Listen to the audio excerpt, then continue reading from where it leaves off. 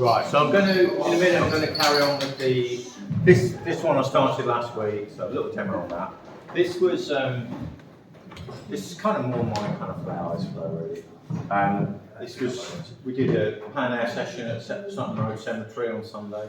So that's my little bit of that. I think maybe it might need a tiny bit more work. So when we're back after the break, so we've got a 1 week break next week. Okay.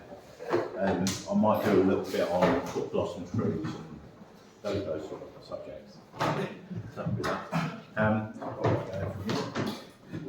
So yeah, I'll carry on with this one. So this one, I basically sketched this out last week, and it was this flower here. And my intention is to sort of ignore some of the ones in the background because they're really clutter it out. It's hard to sort of see the shape, so it's easier if you sort of just make it all dark in the background. So working with acrylics, really got the choice of either doing the darks, well, painting the flower first or painting the background first. I think in this case I'm going to paint the flower first because it's easy enough to cut in. They're quite sharp shapes, it's very easy to cut in with those background shapes. So I'm going to use acrylics and let's see, a couple of brushes. I tend to like to start with the shadow shape, the shadows first. We've got kind of almost like a purpley grey here, and then where the highlights are, I think the highlights are a little bit warmer, like a kind of almost like a yellowy white. So it's just trying to look at what colours we're seeing there. So I'll make a grey up with a little bit of purple. So I'll make a purple with some crimson and ultramarine blue. And a bit white. So that's, I'll show you that, that's coming out like that, which might be just a tiny bit too purple. And I noticed over the weekend, just adding, you know, the tiniest bit of green, just will grey that down a little bit. So it just makes it slightly less intense as a purple. So it's basically whatever's opposite, it's not quite opposite on the colour wheel, but something that's, you know, opposite on the colour wheel will soften out the colour a little bit. So that just makes a very slight difference, and that to me is just a little bit more naturalistic. So I'm basically just going to work into the areas where I can see shadow. Now actually here it goes a little bit more yellowy and greeny anyway. So I'm just going to alter the mix slightly as I go. Just kind of soften that in, and there's a little bit of reflected light to go in there. So I've gone a bit darker, and just go a tiny bit lighter as well. So not as bright as this, but it's a little bit lighter there than it is there. So that's that bit.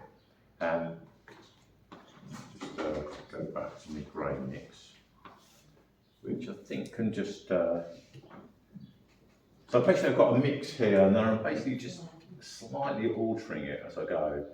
Now while this is still wet, I can blend the colours a little bit, but as soon as that's going to dry, that's going to get more difficult to blend. So in some ways it might be easier to paint one petal at a time if you want to kind of, you know, get these softer blends.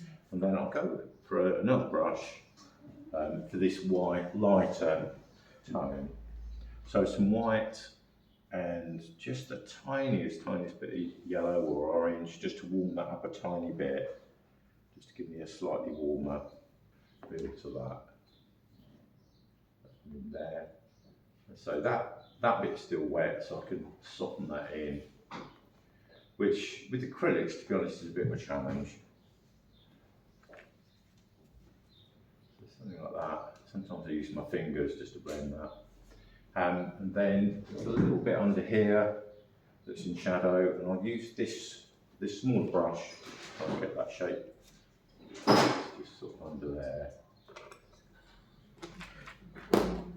Like that. And then this edge here is just a tiny bit darker. I'll just darken that down a little bit. Just in there. Maybe a bit darker still.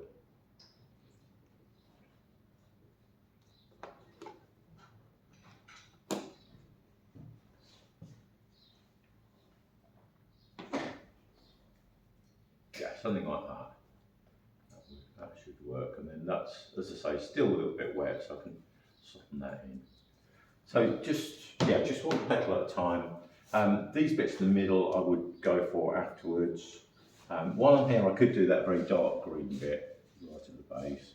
So I'll use I've got a green here, I think it's a sap green. Just make it a tiny bit dark with a little bit of red and a little bit of blue. And that can be sort of just quite dark in that area there. And then when it comes to the outside, I don't really want it completely solid black. I think that'd be a bit hard going. So I shall mix, I've got browns and blues, maybe a little bit of red. Just mix some of these colours together. Now that should give you, so I can kind of work up to that area.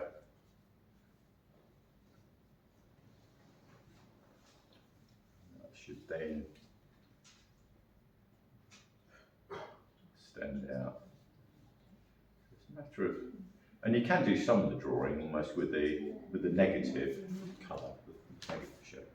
And then I'll bring that down to there because I don't want that one there, and so that one. Yeah, something like that. Just blend that out a little bit with my fingers. Yep. So basically, yeah, same sort of thing, repeat for each petal. Probably do all that at the end, the background, but we get all the petals in first. All good? Yeah, so, yeah, as I say, we're on 1 week break next week, then back the week after, do another week, so we'll